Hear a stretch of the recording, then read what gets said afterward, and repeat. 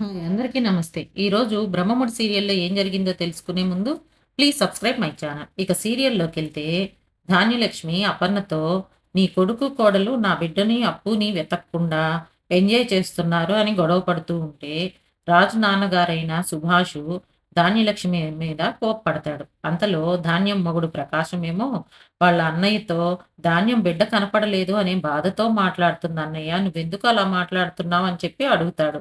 పెద్దవాడివి అలాగేనా మాట్లాడేది అని కూడా అంటే అందుకు సుభాషు, పెద్దవాడిని కాబట్టే మాట్లాడుతున్నానురా.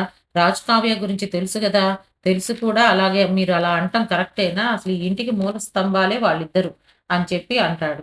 అనగానే ఇది ఇలా ఉంటే ఆహ్, రుద్రాని పిల్లలు హ్యాపీగా పార్టీ చేసుకుంటూ ఒక్క దెబ్బకి 2 పిట్టలు అని చెప్పి ఎంజాయ్ చేస్తూ ఉంటారు. తర్వాత స్వప్న పాపకి ఫీవరొస్తుంది. ఫీవర్ రాగానే రాహుల్‌కి ఫోన్ చేస్తుంది. రాహుల్ నేను ఆఫీస్‌లో ఉన్నాను. నేను చాలా బిజీగా ఉన్నాను. స్వప్న నువ్వు వెళ్లి చూపించుకో హాస్పిటల్‌కి. నేను తర్వాతొచ్చి జాయిన్ అవుతాను అని చెప్పి చెప్తాడు. అంతలో స్వప్న కావ్యకి ఫోన్ చేస్తుంది భయంతో. కావ్య, రాజు మేము హాస్పిటల్‌కి వస్తాము. నువ్వు అక్కడికొచ్చేసేయి అని చెప్పి చెప్తారు. తరువాత రాజు వాళ్ళ నాన్న స్వప్నాన్ని తీసుకొని హాస్పిటల్‌కి వస్తాడు. రాజు నాన్నగారు ఇద్దరు కలిసి మాట్లాడుకుంటూ ఉంటారు. రేవతి ఇంటికి వెళ్ళకుండా ఉండాల్సిందిరా. ఆ!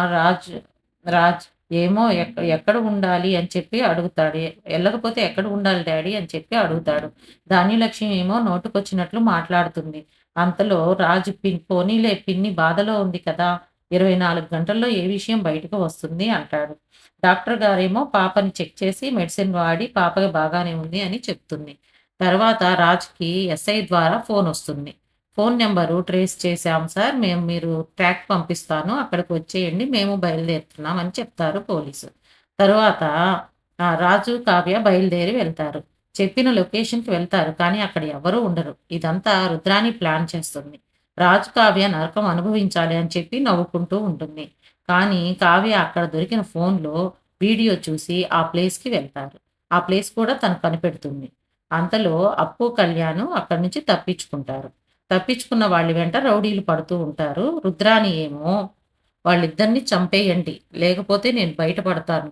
నా పేరు బయటకొస్తుంది అని చెప్పి చెప్తుంది. అంతటితోటి ఈరోజు ఎపిసోడ్ అయిపోతుంది. రేపటి ఎపిసోడ్‌లో అప్పుని చంపుతారా లేదా అనేది రేపు చూద్దాము. చూసిన వాళ్ళంతా please subscribe my channel. Thank you all of you.